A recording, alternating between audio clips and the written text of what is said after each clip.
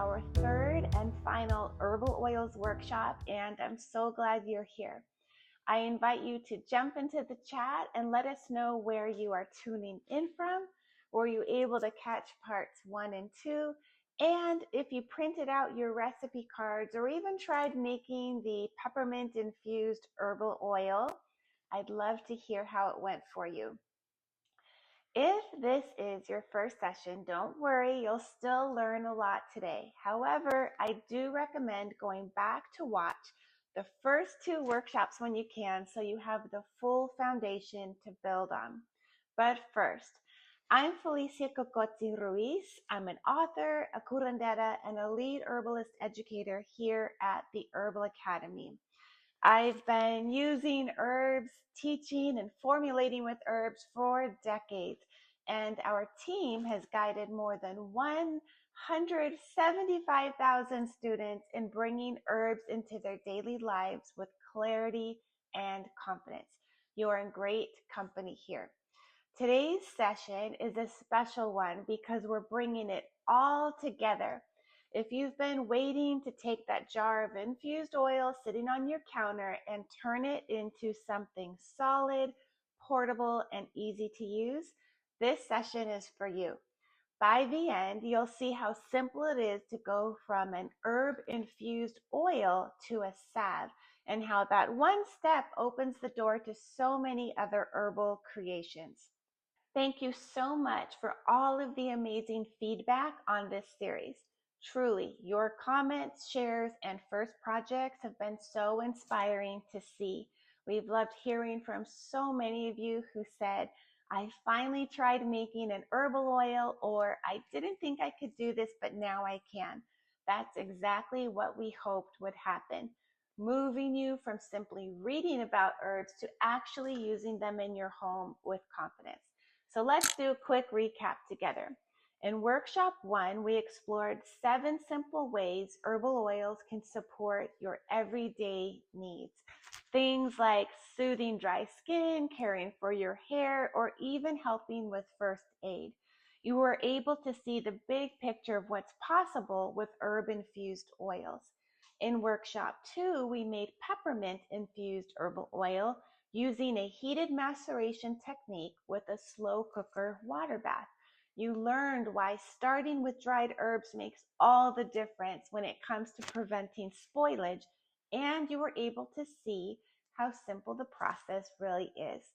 And now in workshop 3, we're going to show you how to use your herb-infused oils as ingredients in practical yet sumptuous herbal preparations.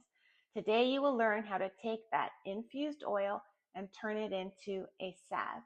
Once you've mastered the basics of making a salve, you can easily create other products like lip and body balms, lotion bars, and cuticle creams. Oils are the foundation, but salves are really the doorway. They take your herbal practice from I have a jar of oil on the counter to a product I can carry in my bag or give as a gift.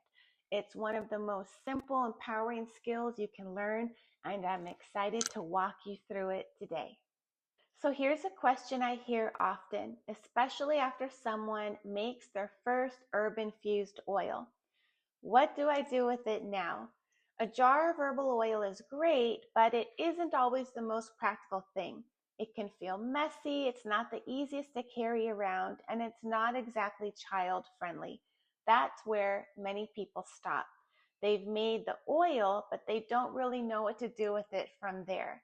This is often the point where integrating herbal oils into your practice can come to a halt. And it's frustrating because you've already done the work.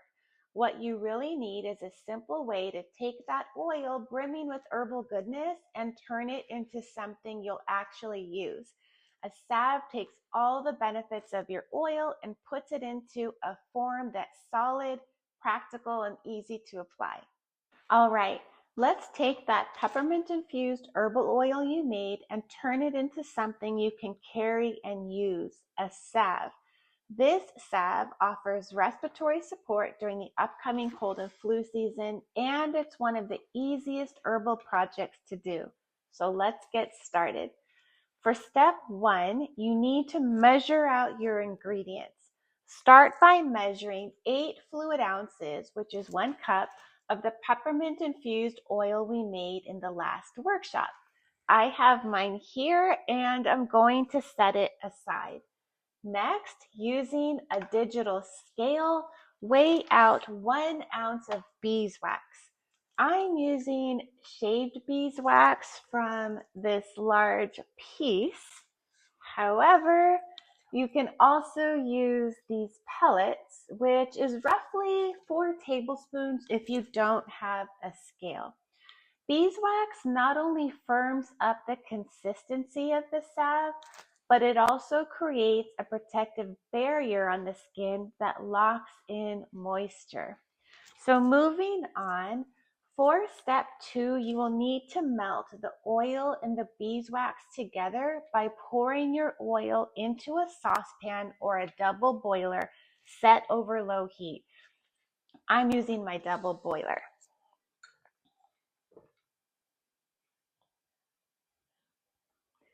No worries if you don't have a double boiler. You can simply use a heat-safe bowl, a glass canning jar, or a glass measuring cup, and setting that inside of a saucepan with a couple inches of water simmering over a low heat. Using a double boiler gently warms your oil without burning it. And just be careful not to splash any of the water into the oil. Next, you will add your beeswax to the warm oil and stir with a sanitized dry spoon every few minutes until it's completely melted. You want the oil and the wax fully combined before moving on to the next step. Waiting until my oil was warm, I added my beeswax and I've been stirring now and then until it is melted. And it looks as though the last little bit has melted. A little tip to help you determine your salve's consistency is to test a sample once your beeswax has melted. Simply take a dry, sanitized spoon and dip it into the warm mixture. Then place the spoon into your refrigerator for 5 to 10 minutes so the mixture will cool quickly on the spoon. I like to place my spoon on a clean dish like this before placing it into the refrigerator. After 5 to 10 minutes, you'll test it by touching the salve on the spoon with your finger. If it feels too runny and soft, simply add a teaspoon of beeswax to your warm oil, melt it, and test it again. If it seems too hard and waxy for your liking, stir in a teaspoon of oil to the mixture, rewarm that, and test that again. This step is what makes salve so adaptable. You can make a softer salve for easier spreading or a firmer balm that holds up in your bag without melting. So next is step 4, pouring your mixture into your containers. Once you're happy with the texture, you'll pour the liquid into sanitized dry tins or jars. Wide mouth tins are handy for quick access, while small lip balm tubes or tiny jars are perfect for travel and pockets. After pouring, you'll let them cool at room temperature, uncapped until solid. Once the salves are cool, put the lids on and label the containers. Always label your finished salves with the name, ingredients, and date. Oils and beeswax can last a while, but freshness matters. Stored in a cool, dark place, your peppermint salve will usually last 6 to 12 months. If you notice any odd smell, color change, or mold, it's time to make a new batch. Now, before we wrap this up, let me share a few quick tips that can really make a difference in your salves.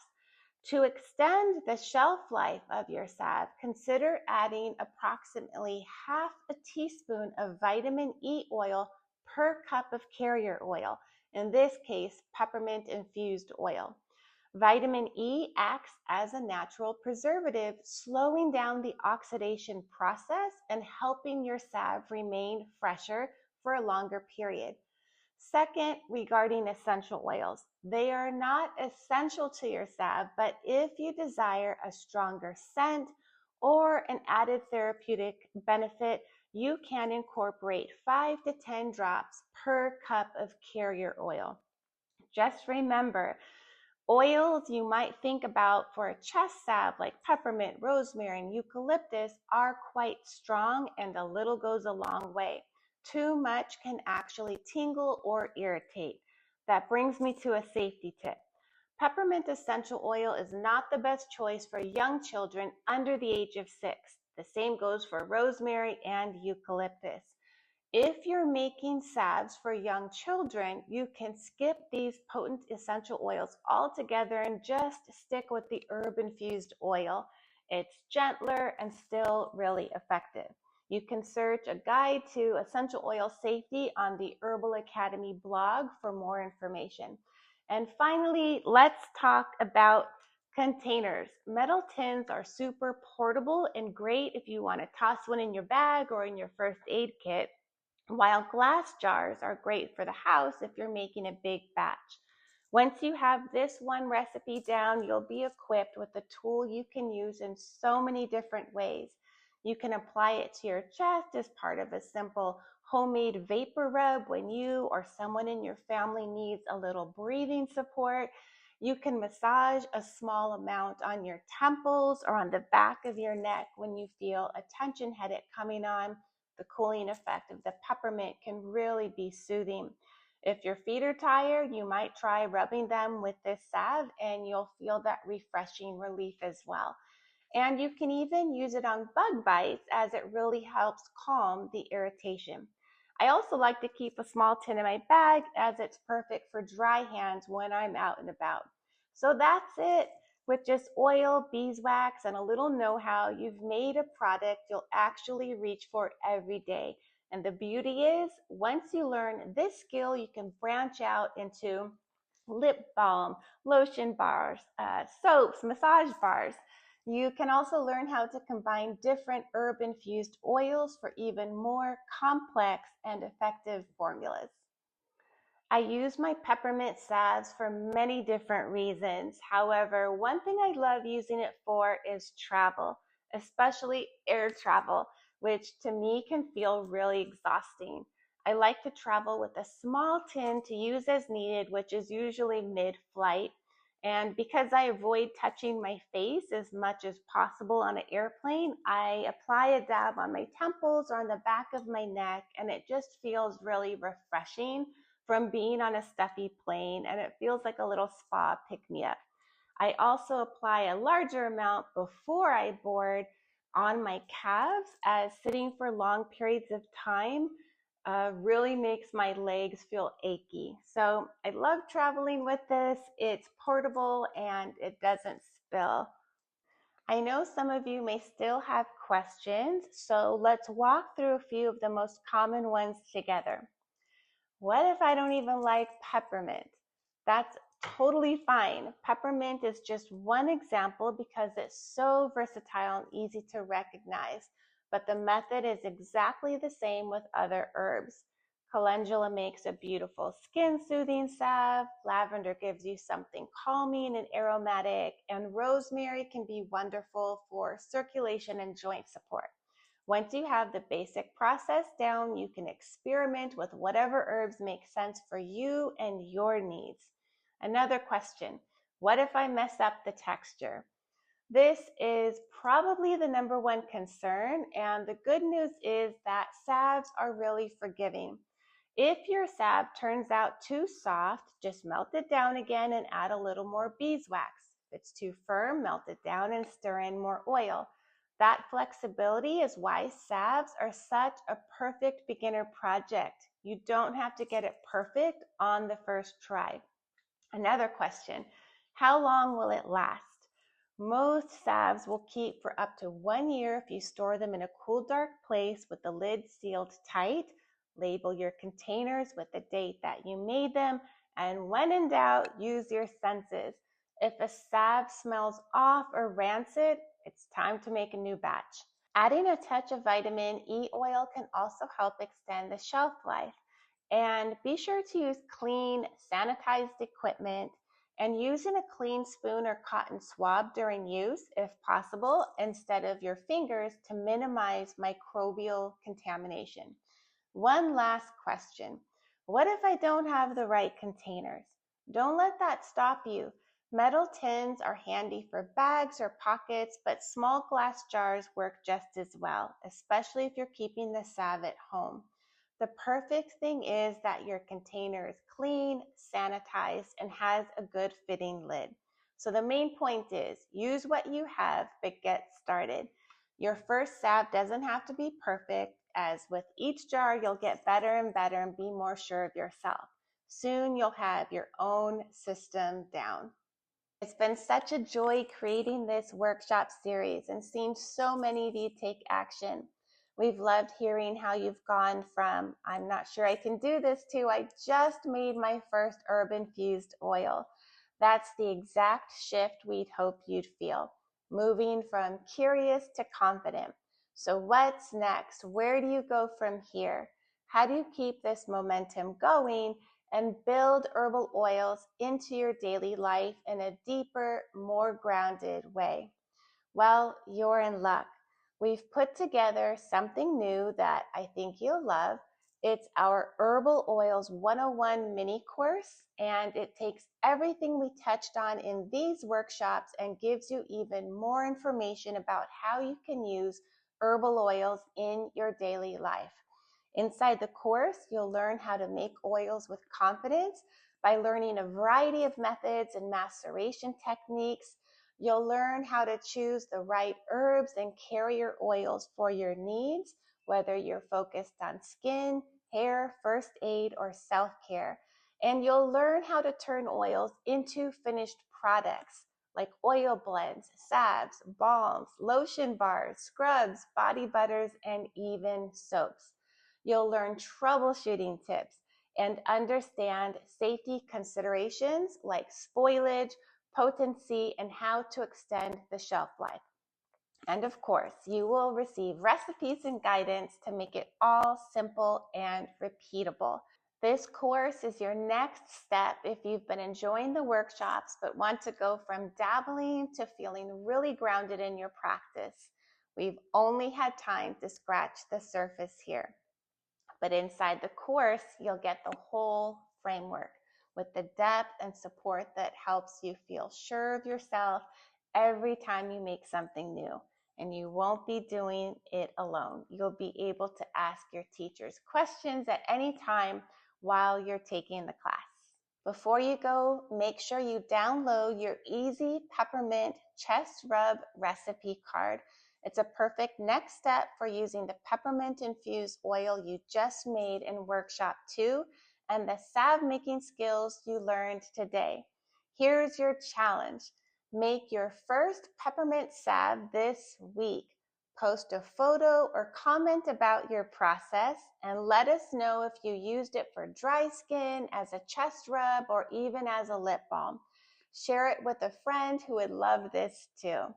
And don't forget to subscribe to our newsletter so you'll be the first to know when the Herbal Oils 101 mini course officially opens for registration tomorrow. We have an incredible bonus planned for those who enroll this week during the early registration period, and you won't want to miss it. So keep your eyes peeled. The doors to this wonderful new course open tomorrow, and we'll be sharing all the details in your inbox. Thank you so much for joining us for this 3-part Herbal Oils workshop series.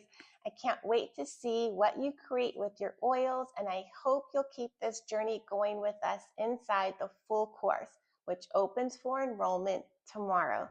See you soon.